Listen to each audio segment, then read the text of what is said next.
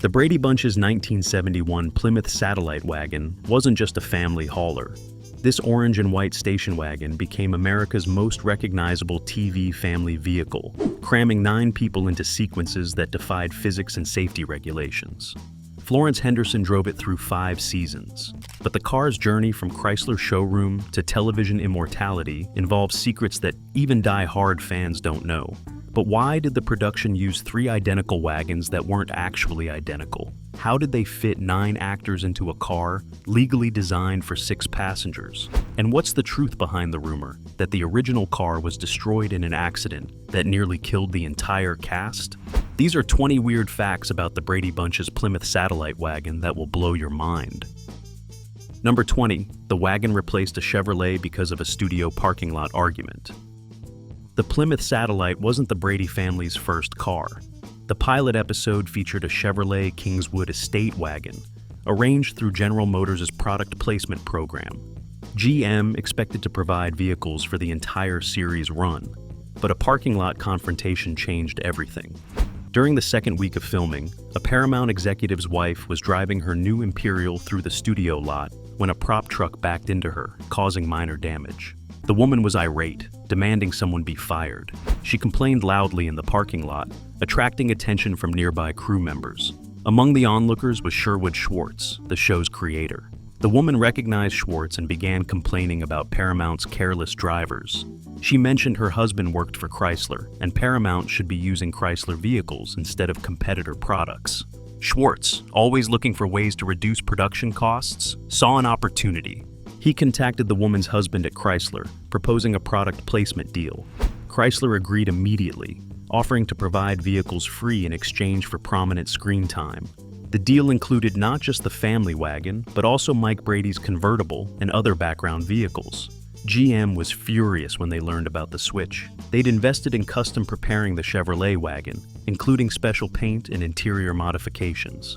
But Paramount's contract allowed vehicle changes at the studio's discretion. The Chevrolet disappeared after episode 2, replaced by the Plymouth Satellite that would become television history. That parking lot fender bender and subsequent argument changed automotive television history, giving Plymouth exposure worth millions in advertising, while GM lost the most wholesome family show on television. Number 19. 3 identical wagons had different engines? 69. Chevrolet Kingswood wagon. The production used 3 Plymouth Satellite wagons that appeared identical but had completely different powertrains. The primary wagon, used for close-ups and scenes featuring the actors, had the smallest available engine, a 318 cubic inch V8 producing 230 horsepower. This engine provided adequate power for normal driving while delivering better fuel economy during countless takes and retakes. The second wagon, designated for driving scenes requiring performance, contained a 440 cubic inch V8 producing 375 horsepower. This massive engine was Plymouth's top performance option. Normally found in muscle cars like the GTX and Roadrunner, the production needed this power for uphill driving scenes and situations requiring the heavy wagon to accelerate convincingly with 9 people aboard. The third wagon was most unusual. It had a slant 6 engine, Plymouth's economical inline 6-cylinder, producing just 145 horsepower. This underpowered wagon was used exclusively for towing scenes, where the car was pulled by a hidden vehicle. The slant 6's lighter weight made towing easier and reduced strain on the tow vehicle. Each wagon's different engine created distinct performance characteristics.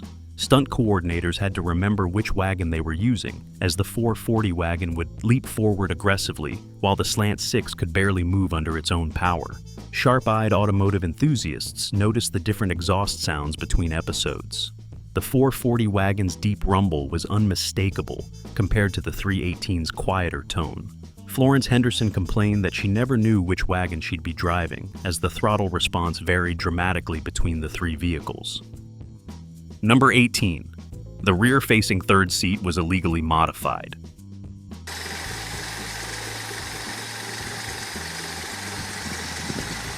The Satellite Wagon's rear-facing third seat underwent illegal modifications to accommodate filming requirements. Factory third seats were designed for 2 children, with a combined weight limit of 200 pounds. The Brady Bunch needed to seat 3 teenagers in this space regularly. Bobby, Cindy, and sometimes Jan occupied the third seat, creating several problems. The 3 actors together exceeded the weight limit significantly.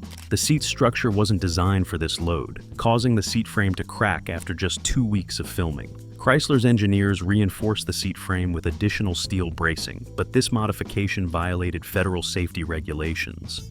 The reinforced seat no longer had the factory-designed crumple zones intended to protect passengers in rear collisions. The seat now wouldn't collapse properly during impacts, potentially causing more severe injuries. But television production operated in a regulatory gray area.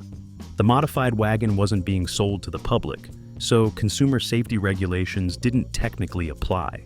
The production rationalized that the car would never be involved in real accidents, only carefully controlled filming situations. The third seat modifications went beyond structural changes. The production removed the seatbelts entirely because they created visual clutter in wide shots.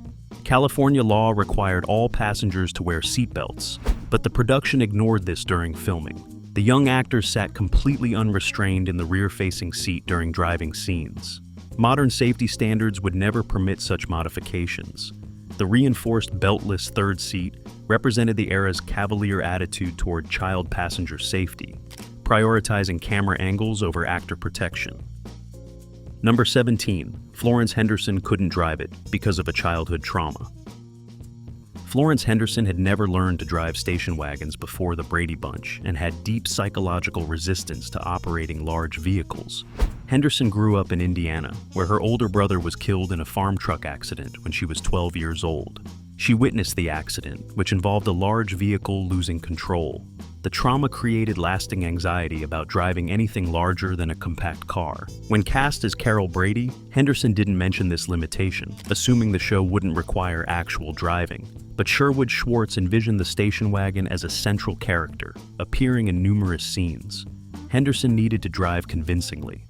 The production hired a driving instructor to work with Henderson, but her anxiety made progress difficult. She would panic when behind the wheel, freezing during simple maneuvers. After 2 weeks of failed instruction, Henderson confessed her childhood trauma to the producers. They considered replacing her or eliminating driving scenes, but both options were unacceptable. The solution was a combination of therapy and technical tricks. A production psychologist worked with Henderson on her vehicle anxiety, while stunt drivers handled most actual driving. Wide shots showing the wagon driving used stunt doubles. Close-ups of Henderson behind the wheel were filmed with the car stationary or being towed. Henderson learned to drive the wagon only in controlled situations, on closed sets where no real traffic existed. Even then, she rarely exceeded 15 miles per hour. Her visible tension during driving scenes wasn't acting. Henderson was genuinely uncomfortable every time she sat behind the wheel. She later admitted the Brady Bunch forced her to confront fears she'd avoided for decades. Number 16. The orange paint was mixed wrong and faded horribly. An Oldsmobile original, the Starfire. This is the new convertible for 62. The Satellite's distinctive orange color, officially called Tour Red in Plymouth's catalog, was custom mixed for the show and faded catastrophically. Chrysler's standard Tour Red had deep, rich tones perfect for showroom cars. But television cameras in the early 1970s struggled with certain color wavelengths. The standard orange appeared washed out and dull on screen. The production requested a brighter, more saturated version, specifically formulated for television visibility. Chrysler's paint chemists created a custom formula with extra pigment concentration, producing a vivid orange that photographed brilliantly. But they made a critical error.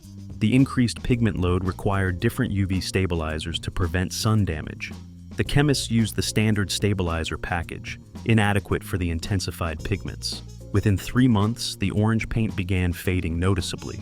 The bright, vivid tone shifted toward pale coral. Areas receiving direct sunlight, like the hood and roof, faded faster than shadowed areas like door panels. The wagon developed a two-tone appearance completely unintentional. By season 3, the fading was so severe that the car needed complete repainting.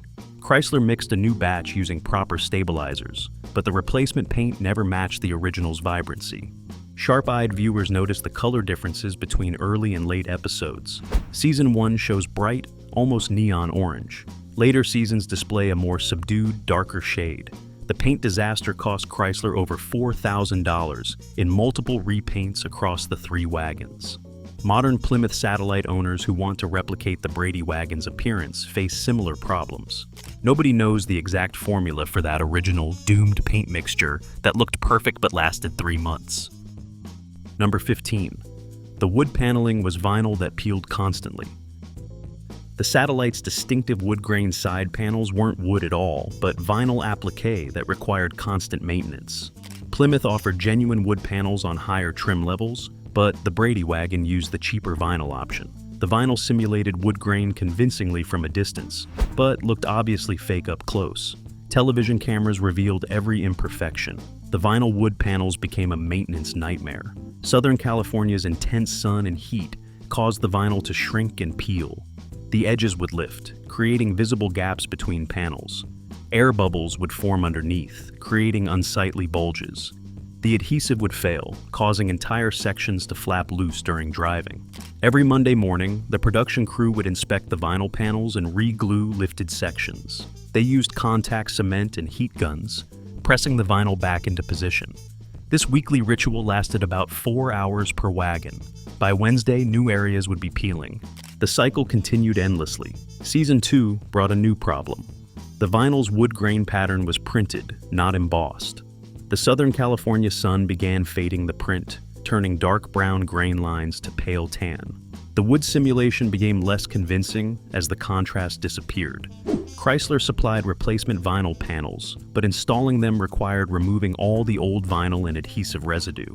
This process damaged the underlying paint, creating more problems. The production eventually stopped replacing panels and simply re-glued peeling sections continually. Later episodes show noticeably worn, faded wood grain that looks nothing like the fresh panels from Season 1. The vinyl wood paneling was cheaper than real wood, but created exponentially more maintenance headaches than genuine wood ever would have. Number 14. The interior smelled like rotten milk throughout filming. The Satellite's interior developed a permanent sour milk odor that no amount of cleaning could eliminate. The smell originated during a Season 2 beach episode. The script called for the Brady kids to drink milkshakes in the car during a drive home. Real milkshakes were used for authenticity. During filming, one of the cups spilled, pouring strawberry milkshake into the rear seat's crack, where the seat bottom met the backrest. Nobody noticed immediately. The scene wrapped, and the wagon was parked for the weekend. Monday morning, the crew discovered the problem. The spilled milkshake had fermented in the California heat, creating a horrific sour smell. The dairy product had seeped deep into the seat foam, beyond the reach of surface cleaning. The crew tried everything. They shampooed the seats multiple times. They used enzymatic cleaners designed for organic stains. They placed bowls of baking soda in the car overnight. They tried commercial odor eliminators. Nothing worked. The smell persisted, varying in intensity based on temperature. On hot days, the wagon's interior became unbearable. Actors complained constantly about the smell, particularly the kids who spent hours in the back seats. Barry Williams later recalled, the smell was so bad he'd gag when entering the car on summer days. Florence Henderson requested that interior scenes be filmed with windows down, claiming the fresh air was important for the scene's mood. In reality, she couldn't tolerate the smell. The production considered replacing the rear seat entirely, but this would cost over $800. They decided to live with the smell instead. Air fresheners were hung throughout the interior, creating a bizarre combination of fake pine scent mixed with sour milk. The problem persisted until the show ended. Number 13. The roof rack was welded on after it flew off during filming. The Satellite's roof rack, essential for the Brady family's camping and vacation trips, wasn't properly secured initially. Plymouth's factory roof rack used bolt-on mounting, with brackets attached to rain gutters. The system worked fine for normal use, but couldn't handle the vibrations and stress of television production. During a Season 1 driving scene on a rough road, the entire roof rack separated from the car while cameras rolled. The rack, loaded with prop luggage, flew backward off the roof. Suitcases scattered across the road behind the moving wagon. The incident nearly caused a serious accident as the camera truck swerved to avoid the debris. Fortunately, nobody was injured and no equipment was damaged. But the incident terrified the production team. If the rack had flown off seconds earlier, it could have crashed through the camera truck's windshield, potentially killing the crew. Chrysler's engineers analyzed the failure and determined that the stock mounting system vibrated loose from the constant driving. They recommended permanent installation. Welding was the solution. The brackets were welded directly to the roof, creating a permanent, unremovable roof rack. The modification prevented future failures, but destroyed any possibility of returning the car to stock configuration. The welded rack also created new problems. It couldn't be adjusted or removed for car washes. Dirt and debris accumulated around the welded mounting points, creating rust initiation sites. Water would pool in the welded areas after rain, accelerating corrosion. By season 4, rust was visible around all 4 mounting points. The production painted over the rust before each filming, but the problem worsened continually. The welded roof rack prevented accidents but guaranteed eventual rust-through of the roof panel. Number 12, the tailgate wouldn't stay closed without bungee cords. The Satellite's tailgate latch mechanism failed repeatedly, requiring bungee cords to keep it closed during filming. Station wagon tailgates are heavy, and Plymouth's latch design was marginal even when new. The constant opening and closing during filming wore out the latches quickly. The tailgate would pop open during driving, creating safety hazards and continuity problems. The first latch failure occurred during season 1. The tailgate swung open while driving, and a prop suitcase fell out onto the road. The production stopped using the latch entirely, instead securing the tailgate with industrial bungee cords hooked to the rear bumper. 2 thick cords crossed the tailgate, holding it firmly closed. The bungee cord solution worked mechanically, but looked terrible in wide shots. The thick black cords were obvious and completely inappropriate for a family station wagon. The cinematographer had to frame shots carefully, avoiding angles that showed the rear of the car. When rear views were necessary, production assistants would remove the bungee cords just before filming, then quickly reinstall them afterward. This created continuity risks. Sometimes the cords were visible in shots, requiring expensive editing to remove them or reshoot entirely. Chrysler offered to replace the entire tailgate mechanism multiple times, but installations kept failing. The problem wasn't just worn latches, but structural issues with the tailgate itself. The hinge points had elongated from stress, preventing proper alignment. Fixing this required welding repairs and metal fabrication beyond simple part replacement. The production decided that living with bungee cords was cheaper than proper repair.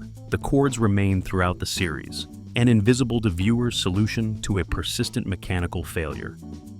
Number 11. All 9 cast members never fit inside simultaneously. Despite numerous scenes showing all 9 people inside the wagon, the entire cast never actually fit inside simultaneously. The Satellite was legally rated for 6 passengers, 2 in front, 2 in the middle bench, and 2 in the rear-facing seat. Fitting 9 people violated capacity limits and was physically impossible with everyone sitting in actual seat positions. The production used clever camera tricks to create the illusion. Wide shots establishing everyone in the car were filmed with some actors sitting on other actors' laps or in non-existent spaces. Mike Williams crouched on the floor between front seats. Christopher Knight sat half on the center console. The younger kids squeezed 3 across in the third seat designed for 2. These uncomfortable positions lasted only for the brief wide shot. As soon as cameras cut to close-ups or medium shots, actors would rearrange to less cramped positions. The constant repositioning between shots created continuity nightmares. Actors would appear in different positions between cuts. Mike's arm would suddenly be around a different kid. Jan would switch from middle seat to third seat inexplicably. Most viewers never noticed these inconsistencies, but detailed analysis reveals dozens of impossible position changes.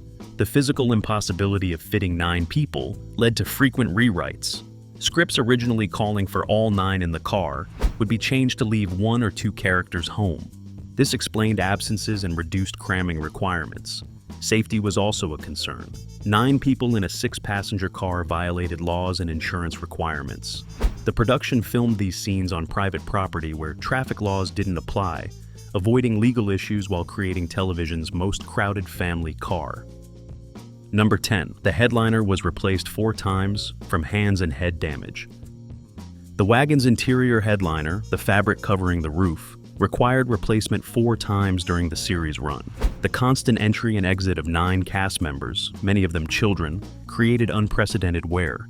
The kids would push against the headliner while climbing into the cramped third seat, leaving handprints and indentations. Taller cast members would bump their heads getting in and out, creating permanent dents and tears. The original factory headliner lasted only 8 weeks before looking unacceptably worn on camera. Chrysler replaced it with heavy-duty commercial van headliner material designed for harder use. This lasted 3 months before the same problems emerged. The third replacement used automotive-grade vinyl instead of fabric, thinking the tougher material would resist damage better. But vinyl showed every fingerprint and oil smudge from touching. It looked terrible in close-up interior shots, appearing cheap and institutional. The fourth and final replacement returned to fabric, but with additional reinforcement layers and protective coating. This version survived the remaining seasons, but still showed visible wear by the final episode. The headliner problem illustrated how normal automotive components couldn't withstand the abuse of television production.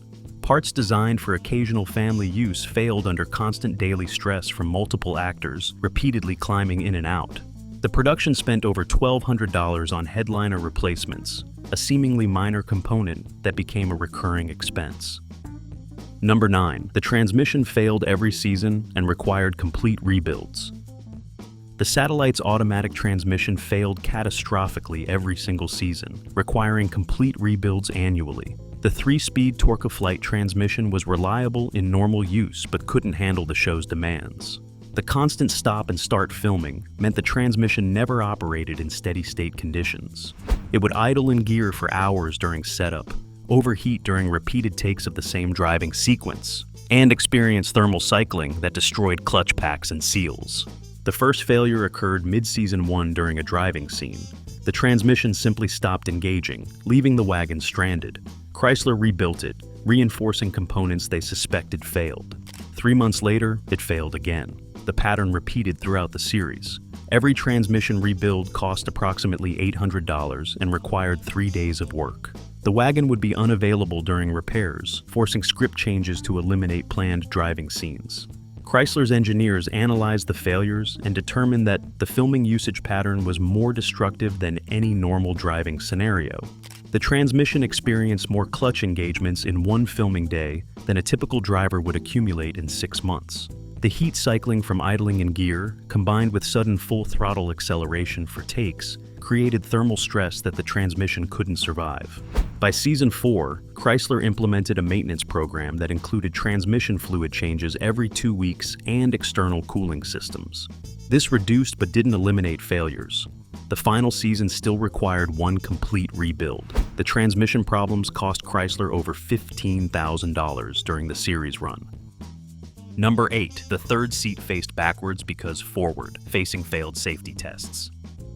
The rear-facing third seat configuration wasn't Plymouth's design preference, but rather a safety requirement they couldn't avoid. Plymouth's engineers originally designed a forward-facing third seat for the Satellite Wagon, believing customers preferred all passengers facing forward. But federal safety testing revealed a critical problem. In rear-end collisions, the forward-facing third seat occupants experienced severe whiplash injuries as their heads snapped backward with nothing to arrest the motion. The rear-facing configuration, while unusual, proved dramatically safer.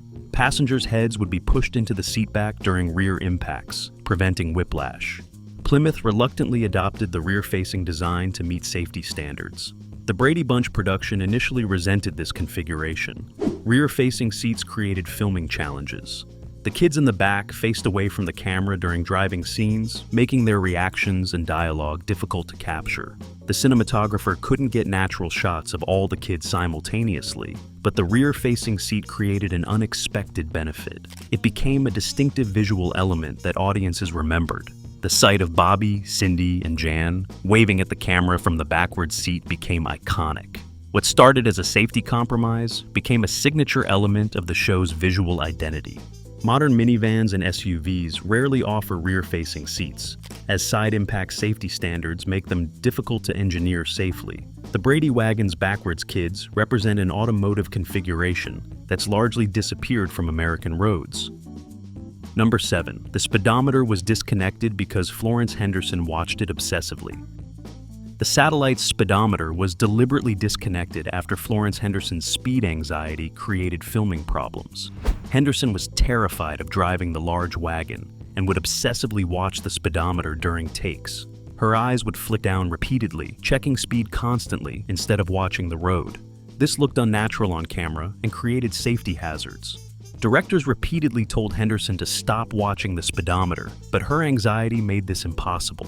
She needed the speed information for psychological comfort, even though the car rarely exceeded 20 miles per hour during filming. The solution was disconnecting the speedometer cable so the gauge always read 0. Henderson was told the speedometer was broken and would be repaired soon. Without the moving needle to fixate on, her eyes stayed on the road. The disconnected speedometer helped Henderson's performance, but created new problems. Without speed indication, she couldn't judge how fast the car was moving. She would drive too slowly during scenes requiring normal speed, making the wagon appear to crawl unnaturally. Or she'd accelerate too much during simple cruising scenes, appearing reckless. Stunt coordinators would stand off camera, holding signs indicating faster or slower to guide her. This worked for wide shots, but was impossible during close-ups. Eventually, Henderson learned to judge speed by engine sound and feel, no longer needing visual confirmation. The disconnected speedometer remained throughout the series. Later, cast members who drove the wagon found the non-functioning gauge confusing. The instrument panel showed 0 regardless of actual speed, creating a surreal driving experience. Number 6. The cargo area floor was reinforced with plywood after collapsing. The wagon's cargo area floor collapsed during filming when too much equipment weight was loaded inside. The factory floor was thin sheet metal with minimal reinforcement, adequate for luggage and groceries but not film equipment. A Season 2 episode required the cargo area to be filled with camping gear, including heavy prop equipment. The combined weight exceeded 400 pounds, well beyond the floor's design limits. During filming, the floor buckled downward with a loud bang, creating a concave depression. The metal didn't tear, but permanently deformed, hanging several inches lower than designed. The sagging floor created multiple problems. It reduced ground clearance, causing the floor to scrape over speed bumps and driveway inclines.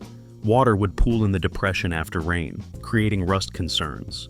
And visually, the sagging floor looked terrible in scenes showing the open cargo area. Chrysler's solution was installing a 3/4-inch plywood subfloor over the entire cargo area. The plywood was cut to size, sealed with marine varnish, and screwed to the metal floor's perimeter. This created a strong, flat surface that could support heavy loads. The plywood added 35 pounds to the wagon, but solved the floor problem permanently.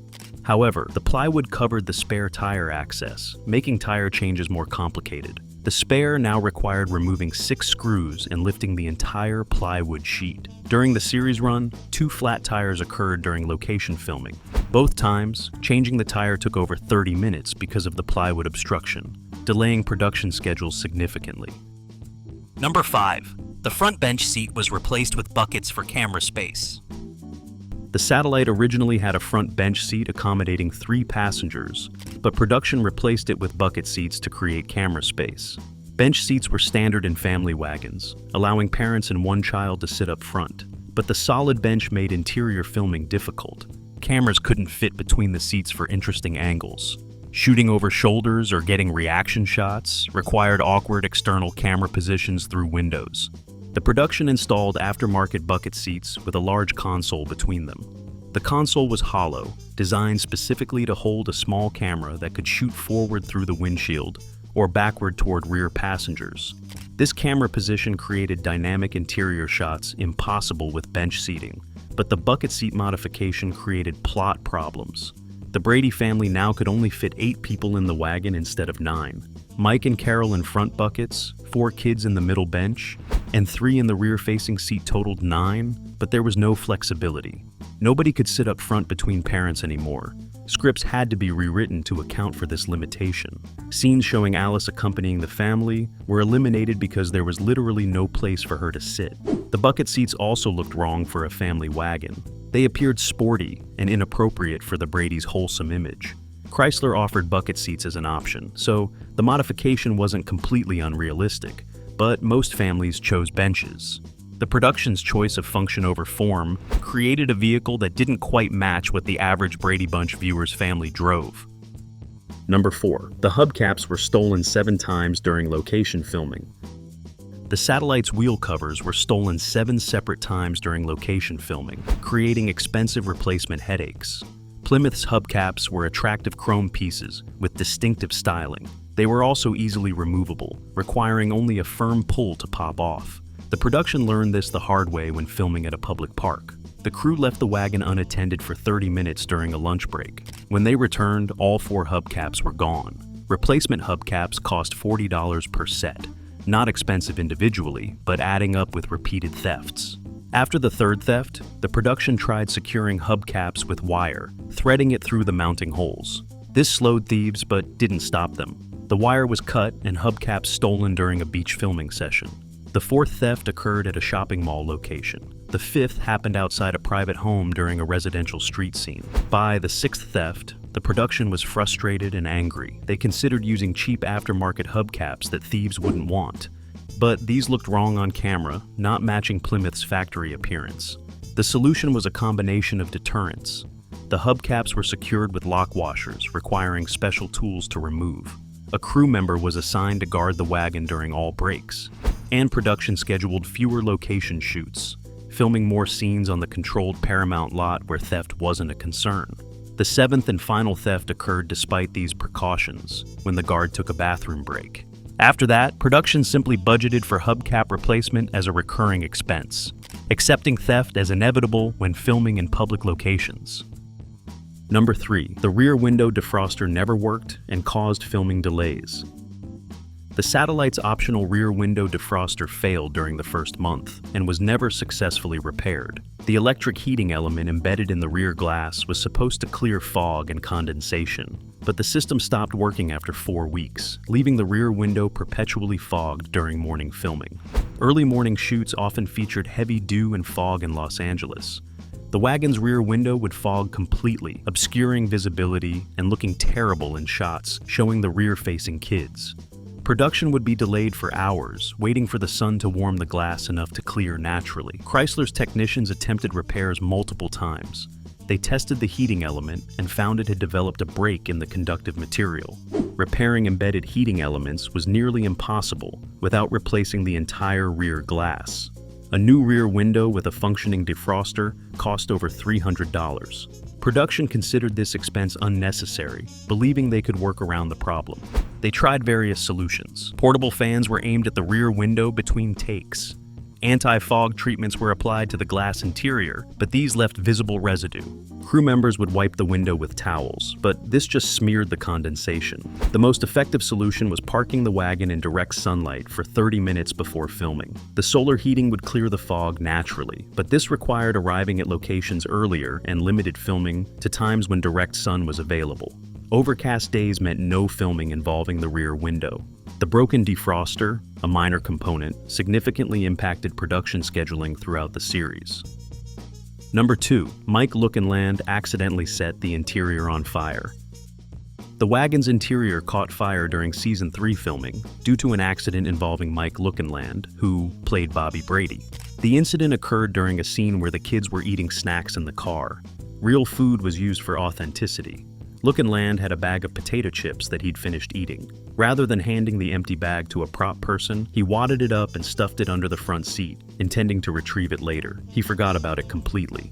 2 hours later, a different scene was being filmed. The wagon's engine was running for the exhaust effect in the background of a shot.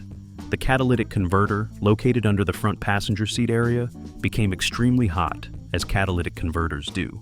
The heat radiated through the floor pan, igniting the paper chip bag Lookinland had hidden. The paper smoldered for several minutes before flames appeared. Smoke began pouring from under the front seat. Cast member Susan Olsen noticed first, screaming, "Fire!" Everyone evacuated the wagon immediately, while crew members grabbed extinguishers. The fire was small, contained under the seat, and extinguished quickly. But the damage was significant. The front seat's foam padding was partially burned. The carpet was scorched. The smell of smoke and fire extinguisher chemicals permeated the interior. The wagon was unusable for a week, while the seat was replaced and the interior cleaned. Lookinland was mortified, apologizing repeatedly. Production implemented new rules prohibiting any items being hidden in the cars. The fire could have been catastrophic, if not discovered quickly.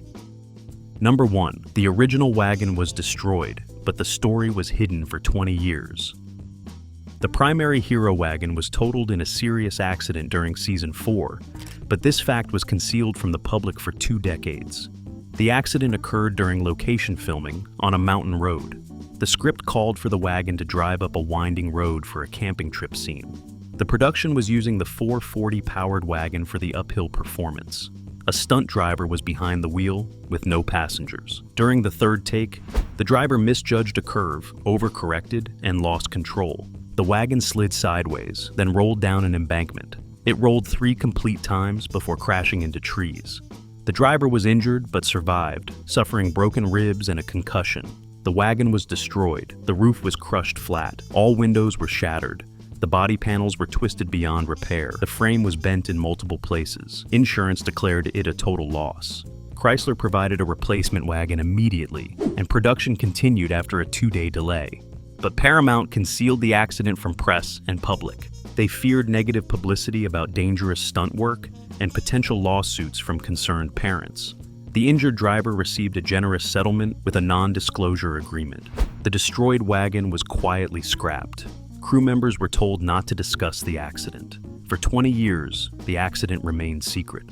In the 1990s, a crew member finally revealed the story in a television retrospective. Photos of the destroyed wagon were published for the first time. The revelation shocked fans who'd assumed all the Brady Bunch production had been safe and incident-free. The Brady Bunch's Plymouth Satellite Wagon proved that television's most wholesome family needed television's most hard-working vehicle. From hidden fires to faded paint to 7 hubcap thefts, this orange station wagon survived abuse that would destroy most family haulers. Carol Brady didn't just drive a wagon, she piloted an indestructible icon of American family television.